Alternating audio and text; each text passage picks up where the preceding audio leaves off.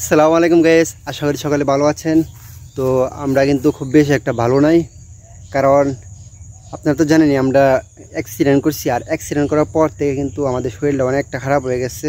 মানে আমি এমনি ব্যথা পাই নাই, কিন্তু মানে আমার বডিতে কিন্তু অনেক ব্যথা লাগছে। প্রতিটা মানে গিরা গিরা ব্যথা করে, বুঝছেন। মানে উল্টে গিয়ে পড়ছি, তো শরীরটা খুবই খারাপ। সেজন্য কোথাও যেতে পারছি না, ঘুরতে কোথাও যেতে পারছি না, বা ভালো কোনো ভিডিও নিয়ে আসতে পারতেছি না।